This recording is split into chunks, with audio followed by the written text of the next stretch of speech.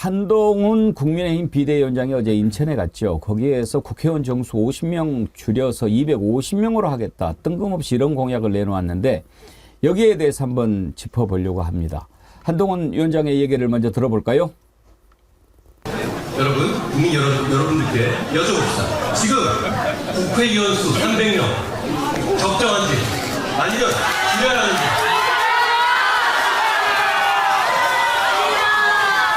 사실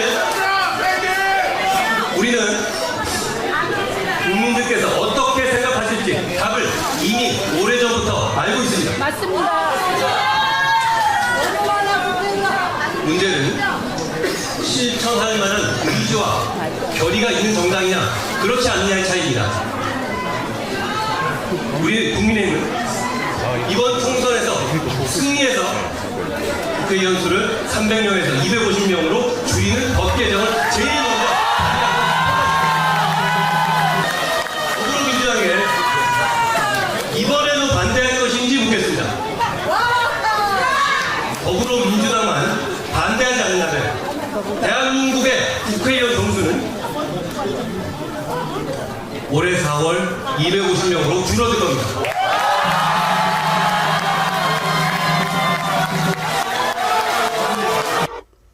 예, 자 250명으로 줄이겠다. 묻고 싶어요. 오케이, 그러면 왜 줄이려고 합니까? 무엇 때문에 줄여야 되는지, 줄이면 어떤 거를 줄이겠다고 하는 것인지, 전국 비례대표인지 지역구인지, 그리고 줄이면 어떤 게 달라질 것인지 여기에 대해서 제시를 해야지요. 그래야 그 주장이 어떤 주장인지 알지 않겠습니까? 단순히 아이고 저 정치 국회의원 저것들 아이고 막 이런 것 국민들 혐오 정서 있죠. 그거 누가 만들었습니까? 그것 때문이라고 한다면, 그리고 제대로 일 안 하니까, 그리고 뭐 인기가 없으니까, 그렇다면 대통령 자리는 어떻게 해야 돼요? 이런 것에 대해서도 답할 수 있어야죠. 그런 것 없이 그냥 국민들이 아이고 정치 보기 싫어, 국회의원들 꼴 보기 싫어, 그래서 줄인다고 한다면 허경영과 뭐가 다르냐, 이렇게 묻는 의견들이 많아요. 자, 우리 패널들께 두 가지를 한번 여쭤보겠습니다. 왜 저런 공약을 내놨다고 생각하시는 것인지, 그리고 그렇게 되면 어떤 것인지 한번 들어보죠. 김유정 의원님, 한동훈 위원장이 250명 줄이겠다라고 내놓은 이유 어디에 있다고 보십니까?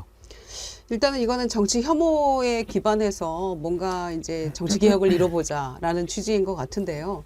이런 얘기가 그동안에 안 나왔던 바가 아니죠. 계속해서 나왔던 이야기인데, 결론은 아직 이제 이런 상태에 있는 것이고요. 그리고 그 전에 내놨던 안들도 두 가지가 있잖아요. 귀책 사유가 있는 정당 후보 내지 않는다. 그 다음에 금고형 이상 재판 확정 판결 받았을 때는 뭐 재판 과정 동안에 세비 반납한다. 이런 얘기를 다 내놨는데,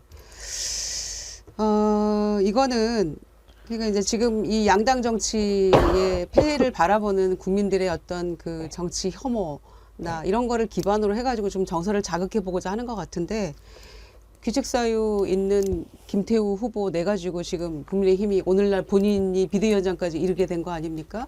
이제 그런 부분에 대해서 단 한마디 사과도 없이 이런 얘기를 막 턱턱 내놓는 것도 굉장히 자기 모순적인 이야기고요. 금고형 이 부분도 이게 법적으로는 문제가 없는 다 살펴봐야 될 문제이죠. 그리고 특히 250명 이거는요.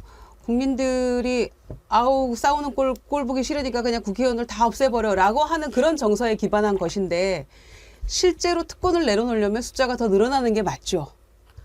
200명으로 100명으로 줄어들수록 특권은 커지거든요. 숫자가 650조라고 하는 국가 예산을 의원들 300명이 나눠서 지금 그걸 심사한다고 했을 때 숫자가 줄어들면은 특권은 더 커지는 거예요. 근데 이거를 국회의원에 지금 특권 내려놓기 차원에서 정치 개혁 일합시고 내놓는 건데, 이거는 그동안에 쭉 나왔던 이야기들이고 특별할 것도 없는 한동훈식 저런 개혁 아니라고 생각해서, 예. 좀 더 특별한 걸 내놓으려면은 그동안에 나왔던 얘기 말고 뻔한 얘기 말고 뭔가 다른 얘기를 내놔야 된다는 거 첫째. 그리고 두 번째는 본질을 비껴가지 말아야죠. 김건희 특검법을 얘기해야 진정한 개혁인데 그 본질은 다 비껴가면서 뻔히 나왔던 이야기들로 지금 그거를 본질을 덮고 가려 한다라는 생각입니다.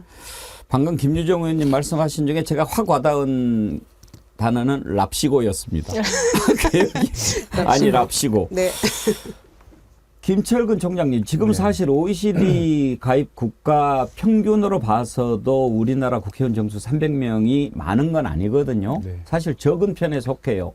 그런데도 불구하고 이렇게 내놓았을 때 뭔가 속셈이 있어 보이는데 뭘로 보십니까? 미국은 우리보다는 이제 인구당 보면 하원 의원은 75만 명당 1명 정도 되고요. 상원은 이제 각 주별로 2명에서 100명이죠. 미국은 우리보다는 그러니까 인구 비례를 보면 의원 수가 훨씬 적은 거고요. 유럽은 주로 이제 10만 선량이라고 그래서 10만 명당 1명이 그 대표 의원을 합니다. 그래서 5천만 정도 되면 대략 500만, 그러니까 500명 이상의 의원들이 주로 있죠. 그래서 10만 선량이라고 하는데요. 지금 300명의 의원이 적정하냐 여부는 별개로 하고요. 별개로 하고 지금 우리 헌법에서는 200명 이상으로 규정돼 있죠. 그래서 그 이전에 지금 좀 황당한 공약이다 이렇게 대체로 얘기하는 게 허경영 공약 아닙니까? 허경영은 국회의원을 100명으로 줄이자 이렇게 얘기를 했고요. 안철수 의원이 처음 정치에 입문했을 때 국회의원을 200명으로 줄이자 이렇게 이제 이른바 그 정치 혐오, 실제 국회가 의원들은 많은데 일을 제대로 안 한다 이런 국민적 비판에 좀 기대는 것 같은데 저는 오늘 앵커께서 처음 얘기할 때요. 앵커 그 멘트를 처음 하실 때 모수를 줄이려고 하는 거 아니냐. 이거에 약간 그 꽂히더라고요. 그러니까 뭐냐면 지금 현재 300명의 국회의원 정수 중에 3분의 2, 그러니까 이른바 100석이 안 되면 세 가지를 할 수가 없잖아요. 우선 개헌 저지선이 안 되고요. 탄핵 저지선이 안 되는 거고요. 거부권을 거부당하는 게 되는 거거든요. 이제 거부권은 재석이지만. 그래서 이제 그런 상황이 돼서 결국은 그 100석을 만들기가 사실상 어려운 거 아니냐. 그렇다면 예를 들면 250석이면 3분의 2가 84석입니다. 그러면 16석이 줄죠. 그러면 상대적으로 비례가 좀 줄 수도 있고 그럼 지역구 조정을 좀 한다고 했을 때 101석을 만드는 것보다 84석 만드는 게 더 쉬워 보이지 않을까. 뭐 이런 생각을 하지 않았을까 싶은데요. 그런 생각 들어요. 네. 왜냐면 250이라는 게 근거가 없어요. 사실 이제 김기현 대표도 국회의원 의석수 줄이자 했거든요. 선거법 개정할 때. 그때 270석이 10%. 그리고 실제로 IMF 때 국회의원 의석수를 10% 줄였습니다. 국민 고통 분담 차원에서 국회의원 정수를 줄이자 해서 270석으로 줄인 적이 있습니다. 그러니까 그런 걸 본다면 뭔가 말이 맥락이 있어야 되거든요. 그럼 250석으로 왜 줄이는데 50석 줄이는 이유가 뭐냐? 이거에 대한 설명이 전혀 안 됩니다. 그래서 결국 정치적 의도로 본다면 정치 혐오에 기대는 거, 그 다음에 한참 김건희는 어떻게 할 건데, 김건희 특검은 어떻게 할 건데 라는 답변을 피하기 위한 방법이고 결국은 총선 이후에 내임덕 얘기 자꾸 나오고 국정 운영에 상당히 어려울 것이라는 얘기가 나오는 것 때문에 모수를 줄여서라도 3분의 1은 넘겨보려고 하는 뭐 그런 의도가 있지 않았나 이런 생각이 들고요. 궁극적으로 이게 빌공짜 공약일 수밖에 없는 게 4년 뒤에 하자면서요. 네? 이번 국회에서 하자는 것도 아니고 4년 뒤에 하자고 한다면 이것은 전혀 현실성이 없는 얘기다. 그냥 던지는 얘기 수준에 불과하다. 이렇게 보여집니다. 제가 한동훈 위원장이 법무부 장관에서 곧바로 국민의힘 비대위원장으로 왔을 때 했던 발언을 듣고 참 걱정을 많이 했습니다. 그러니까 정치에 대해서 좀 기본적인 이해와 공부가 있어야 뭔가 좀 제대로 할 수 있지 않겠습니까? 초등학생 때 미적분 푼다고 바로 카이스트 가가지고 뭐 박사 따면 성공한 겁니까? 중학교, 고등학교, 대학교라는 과정이 단순히 학업만 배우는 과정이 아니지 않습니까? 친구들과 얘기하고 자기 인격을 키워가는 그런 과정 아니겠습니까? 일종의 사회화 과정이죠. 그런 과정 없이 검사하다가 곧바로 대통령 돼가지고 이렇게 만들어버렸지 않습니까? 그러니까 검사하다가 갑자기 여당 대표가 돼버리니까 언제 정치 공부하고 의회 민주주의가 뭔가 숙고해 봤겠습니까? 그러면 배우려고 해야죠. 마음대로 던져버리고 그러면서 정치를 한꺼번에 무너뜨리고 망가뜨리는 겁니다. 좀 의회 민주주의가 뭔지 정치가 뭔지 여기에 대해서 진지한 이해와 성찰이 좀 있어야 되지 않겠습니까? 지금 이렇게 막 던지니까요. 오늘 댓글도 정초롱님 그러면 검찰 인원 10분의 1로 줄이고 특활비부터 없애자. 범도랜 범순 영상 채널님. 국힘당 당선되면 50명 뽑아서 줄여주세요. 그러면 되지 않을까요? 꿈꾸는 꿈님. 대통령 임기부터 줄여라. 운이아빠님. 윤석열 임기도 줄이고 검사 수도 줄이고 영남 국회의원 수 줄이면 인정하겠다. 이렇게 글 올립니다. 국민들이 정치 혐오를 갖고 있기 때문에 이렇게 말하면 먹힐 거야. 단순히 그렇게만 생각했다면 그건 나쁜 생각입니다. 누가 이렇게 만들었습니까? 장윤미 변호사님. 그러니까요. 대단히 무책임하다는 인상을 받았습니다. 왜냐면요. 이 이슈로 그러니까 즉각적으로 물으면 국회의원 어떻게 해야 될 것 같아?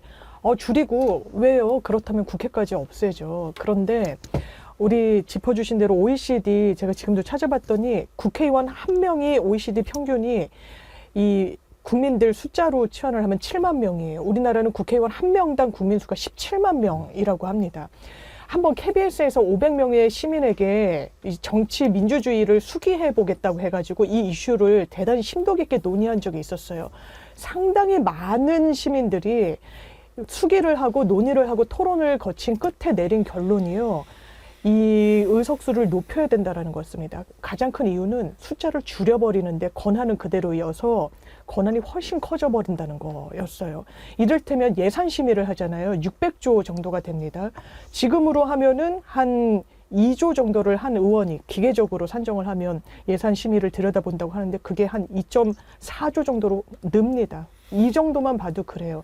그래서 박찬종 전 의원이 98년도에 국회 의석수 줄이겠다라고 했고 안철수 전 대표도 그걸 기치로 내걸었던 적이 있죠. 가장 상징적인 건 허경영 씨였고요. 100석으로 줄이겠다라고 하는 거. 이건 반정치에 기댄 거예요. 이건 정치도 아니고 민주주의도 아닙니다. 그러면서 이야기하죠.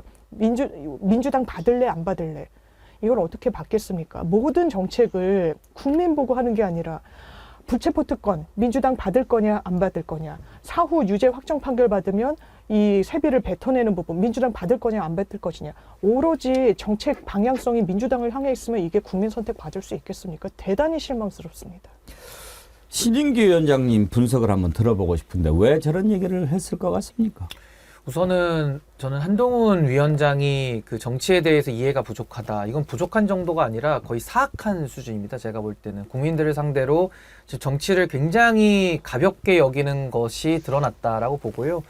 또 하나는 헌법에 대한 이건 뭘 이해다. 그러니까 민주주의에 대해서 민자도 알지 못하는 사람이 지금 정치를 하겠다고 덤빈 꼴이라서 정말 평가할 가치가 없는 주장인데 제가 좀 설명을 드리면요. 저는 올 한 해 우리가 정치의 본질로 더 들어가야 된다고 저는 생각을 합니다. 지금 정치 사망 상태를 초래한 사람들이 검찰 정치 아닙니까? 윤석열, 한동훈 이런 분들이 정치를 없애놓고서는 이제는 정치 불신을 갖다가 정치를 더 없애겠다 이러고 있거든요.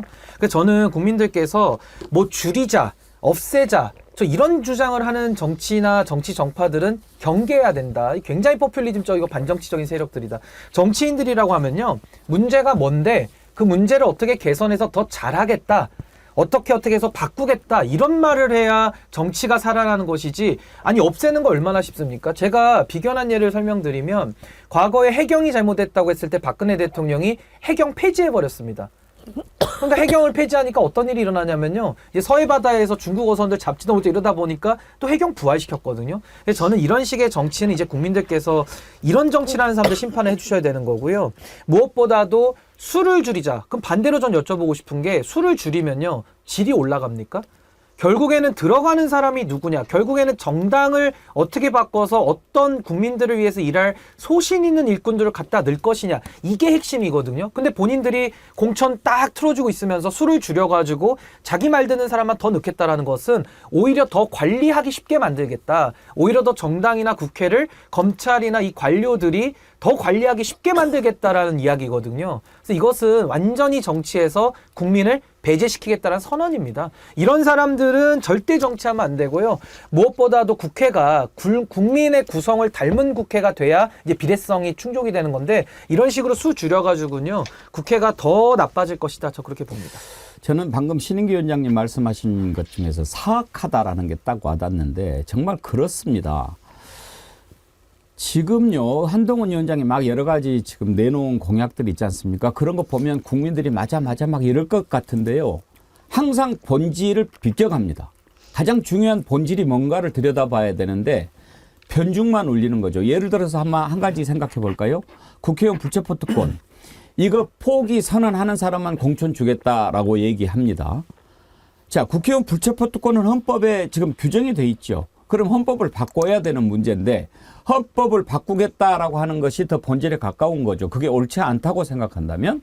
그런데 국회의원 그 헌법에 보장돼 있는 것을 지키지 않겠다고 서약을 해라. 이거는 뭐를 연상합니까?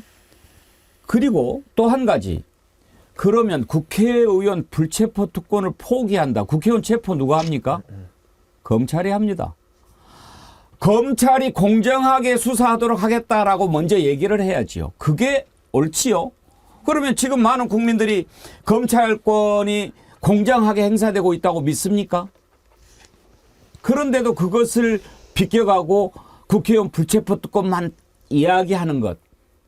이거 옳지 않지요. 사악하지요.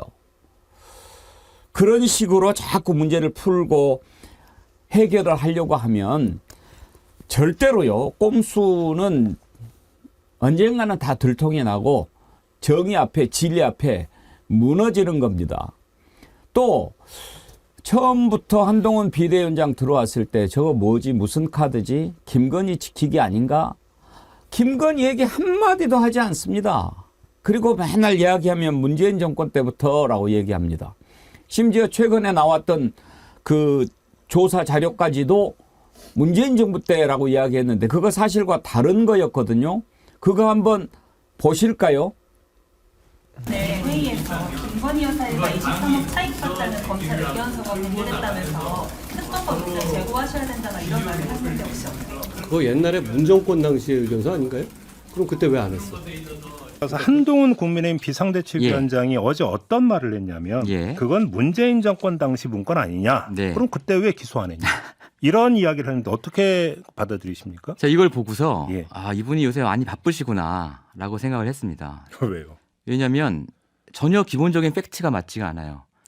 저희가 보도에 분명히 이 의견서를 검찰이 제출한 게 2022년 12월 30일이라고 날짜를 박았거든요. 2022년 12월 30일이 문재인 정부 때입니까? 아니면 윤석열 정부 때입니까?